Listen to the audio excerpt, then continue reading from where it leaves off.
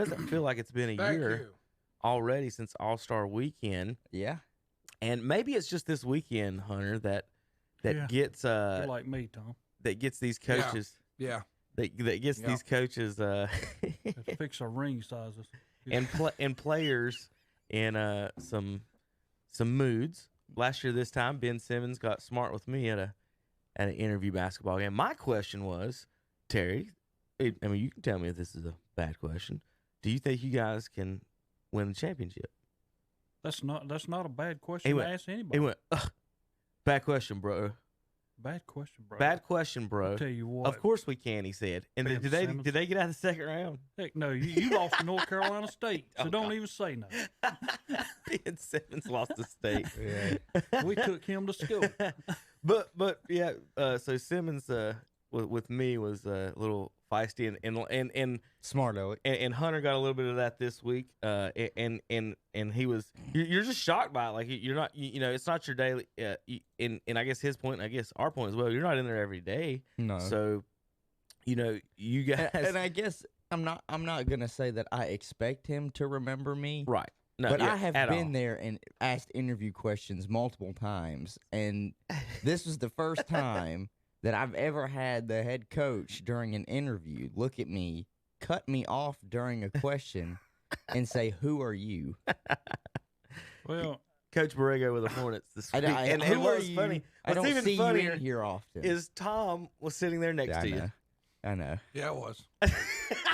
So Tom came in and did confer that it's not like you said, Tom. It's not what you say; it's how you say it, right? Yeah, it was kind of, I don't know. It was like, you little boy, are you sure you belong in here type.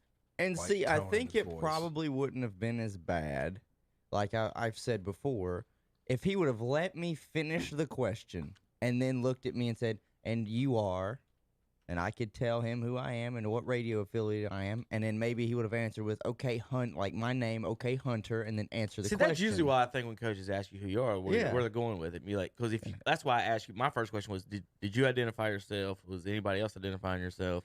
Because And- Tom can vouch. The other guys asking the question, none of them went there and was like, Johnny with the fan, 63, Right. whatever, 63 AM. Like, no, they just asked their question. did they win? No, they didn't. Okay, well there you go. Terry- See, he's already mad. Terry, so I'll who cares? break the game down for you. So It was for the people that don't know what game we're talking about. I know it happened the same night the Duke Carolina game happened, so nobody really cared what happened with the Hornets. You think Borrego had money on Carolina, and that's why he was mad at you? I don't know. Oh, so we got a gambling scandal what it now? was? I'm writing a blog. I'm writing a story on that. But it was the Hornets Mavericks game that happened the same night that the North Carolina Duke game happened. So I know a lot of people around the area really didn't pay attention to the NBA game. There you and go. Trust I me, did not. And trust Right. me, you didn't miss anything. You didn't miss anything. They had 2 points with 6 minutes to go in the first quarter. Terry, I'll give my quick 2 cents, and I'll let Tom and Hunter break it down for you since they were in the building as reporters. So I took the family. I saved the tickets all year to go see Mavericks and Luka Doncic. I thought this would be a great time. My daughter hadn't never been before, and I think she had the best time. She loved the chance for defense. Like she was playing harder defense than anyone in a Hornets uniform. I'll put it that way. The poor kid, but the dad and kid behind me, he's trying to get his son to love the Hornets, and he does, and they're just getting smoked out here, and he's heartbroken behind us. And my nephew was mad, and so it started off 16-2. It's always a good way to start a game. Now let me remind you, about 10 minutes earlier, I'm standing on the court with Tom and Hunter. Mm-hmm. I just heard a kid behind me say that Porzingis and Luka Doncic are not playing. So we're looking at the court of, well, it's Seth Curry. It's Willie Yes. Cauley-Stein. Yes. Like, the Hornets probably going to win tonight, boys. 16-2. I thought Cauley-Stein was pretty good. It ended up being 31-10 at the end of the first quarter, Terry. I really do. I was 31. impressed. The Hornets really were on good. pace to lose 124-40 after one. And And Borrego was mad at Hunter. look, man, at one time, No, he did. Now, in all defensive. Borrego, he did come out there and say in the first report, well, the first guy said, "What happened out there?" Something to that effect. You know, like what happened? And he's like, "I don't know. You tell me. You tell me what happened." I mean, you could tell he was not. He was already mad. He was already mad. Yeah, because he knows what was going on. Yeah, so he knows he's on the hot seat. So in defense of him, it wasn't, "Oh, well, we did great. Why are you guys asking me all these stupid questions?" He knew his team did not perform. He knew his team came out flat. I mean, you face the his team. His team has come out flat a lot this year. Yeah, his team come out flat. But I'm telling you, when I'm watching the game, it's like these guys look like a JV against a varsity. I mean, they're just not very big. They're just not very big. They're not very long. Guys, we can sit back and look at them, and y'all know as well as I do. Tell me who their all-stars are. I did see now size Zeller. Now Zeller walked by me. That is a large man. I mean, he's big, but he's not, like you say, an all-star. Yeah. I mean, gives you a little rim protection. He's not going to go out there and score 15, 20 I was points. gonna say, this is what's bad about Zeller. Zeller might get you 10 rebounds, but he's not getting you double-digit points. Right. He's not a scorer like maybe he was at Indiana. He never has turned out to be a scorer. Because the NBA game's a little different. It's very different. Yeah, they don't bounce it to the guy in the block and let him move. What's old school tough, basketball. I agree. I pointed that out during the game while we were doing coverage of it. They're very undersized at every position, especially if they don't start Zeller and they start Biyombo at the center position. He's 6'8". Willie Cauley-Stein is 7 foot. And Boban is like 7'4". So when he comes out here, that's just a rebound to get from anywhere. Devontae Graham and Terry Rozier are both like 6'1", 6'2". They're small point guards and shooting guards. Whereas when you looked at Dallas, Tim Hardaway Jr. at the shooting guard's like 6'5", 6'6". Like he's a big-bodied guard. And maybe if the Mavericks threw J.J. Barea out there, they might be kind of similar at the size position at the guard. But even if he would have played, Luka is their point guard. He's 6'7", almost 6'8". They just got out. They got out rebound. That's what was huge. And nobody for the life of them could stop Seth Curry from pulling up from 3 in the first half. You want to tell me one of the Curry boys? You meant to tell me you didn't think one of the Curry boys was going to play good in Charlotte?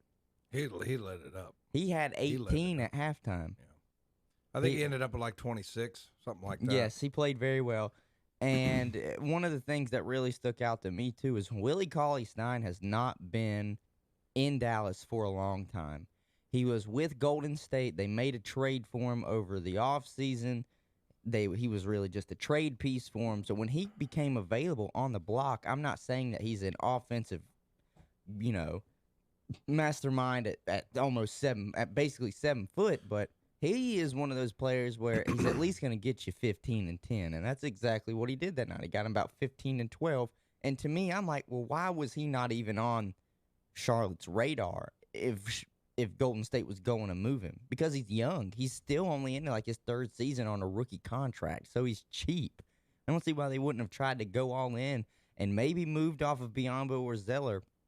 I don't know, because he's not just, with Zeller, he had the highest vertical in his draft class, but he's not that athletic. At least he doesn't show it on the court. It doesn't translate to on the court.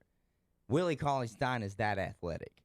He really is. And just the way that his post moves they were so much better than Cody Zeller. Maybe that was the Kentucky coaching that he got from Calipari. I don't know, just head over shoulders, even without Luka and Kristaps. 1, they had better talent, and 2, Rick Carlisle out-coached Borrego like it was nothing. The ball movement that you saw from Dallas was almost like it was with San Antonio. Yeah, that's what I was going to say. The ball movement was very good in that game. Dallas does move the ball very well, even without a couple of their stars. And they're like, what, 4th, Terry?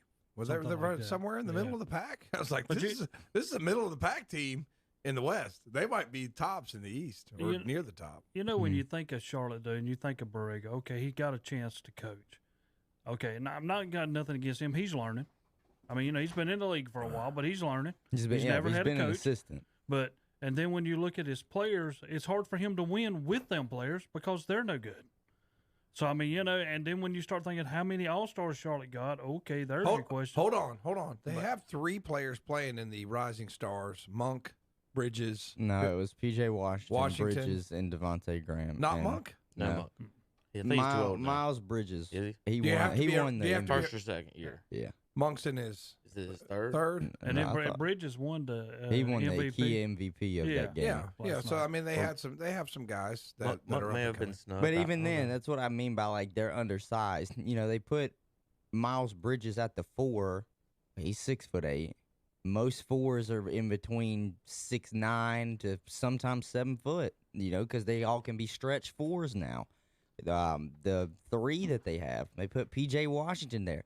P.J. Washington and Miles Bridges are the same player. They drafted them back-to-back year. Just P.J. Washington might be able to shoot a little bit of a higher percentage from the three-point line. They drafted the same player 2 years in a row. But my whole deal in behind every bit of that, if you look at them, P.J. Washington and Miles Bridges might make your top 15.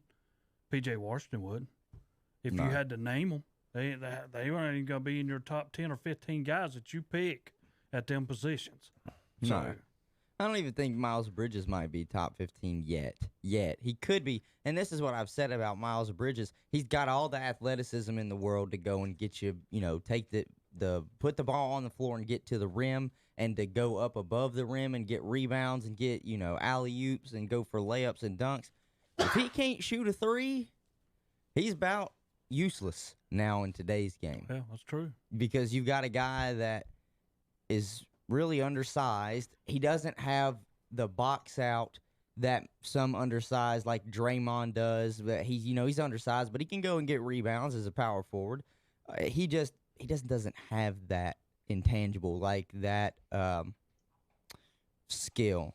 He doesn't have that technique. That's what I'm looking for. That technique yet. So I just want to give a solemn goodbye to MKG. It's been a long, wonderful, emotional roller coaster that was my ride. question too. That was my question. I mean, and so Did you say that you have audio from that? I have question? him actually answering. I thought it was your question because you told me what your question was. Yeah. And so the Hornets send out bits and cuts, and Right. it sounded like I'll have to let you listen to it maybe during the break and make sure that was it. But it had you. It sounded like an answer to the question that you asked.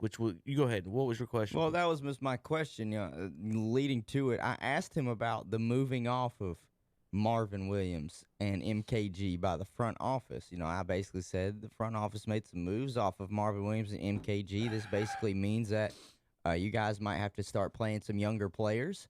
Are you going to be looking to maybe switch up some of the rotations and possibly look at pulling players from the G League? You got to see what you got. They've got two-way players, 2 or 3 of them, so why would you not? They pulled up a guy from the G League to play in that game. I don't even know who he was. Mhm. I had no idea who he was. I mean, he gave him like 5 minutes, and then he, of course, answered with, "Well, we still have to play competitive." I was like, "All right, whatever. You just got beat by 16. Ain't nothing competitive about the team you have right now. Got to play young, but we have to play a high-quality competitive basketball." So what would you say to Coach after his victory over the Timberwolves? Excuse me. They Hunter? suck. How in the hell did you went on the road and couldn't beat the Dallas Mavericks backups? How did you beat? How did you get smoked by the Dallas Mavericks backups? They beat the Timberwolves are. How did you beat the Did Timberwolves nobody- with D'Angelo Russell and Carl Anthony Towns, but you lost The Timberwolves by actually have a worse 16? record. But they got him a win. They got him a win. But I'd ask that. I Against said, a lower competition, 5 teams. Hey, look here. Graham had 28 points. Devontae Graham could He score. comes and goes. Give him a little love Yeah, on the and show that's today. just Let's a give, matter let's of give time. Coach I think the love. I think he's only in his second year. Yeah, that's what I'm saying. He's a I real think- point I guard. think Here's the thing: we're so used to these point guards trying to average 25. He's averaging 19 and like 8. I'll take it all day Yeah. for my point guard. If he has wings on that can score, then it's a different He's story. averaging 19 Graham. and 8, and Terry Rozier's averaging 18 and like 4. God, they gotta get rid of him. What probably happened is Coach went in there. I just asked a young man who he was. Now I'm going to ask you, who are you? And that's what it was. It inspired his team to victory, Hunter. Take a little it's credit just for that. Maybe Take a little maybe the credit for that. Timberwolves are just that bad. They are not very You good. pushed Borrego to coach harder, I guess. That's Hunter. what it Is that what was. it is? I should What have. I agree with what Terry said had, during the break. Look at this. They had 4 players. No, excuse me. 3 players with 20. Bridges, Graham, 28. Monk had 25. Give him a little love on the show this morning.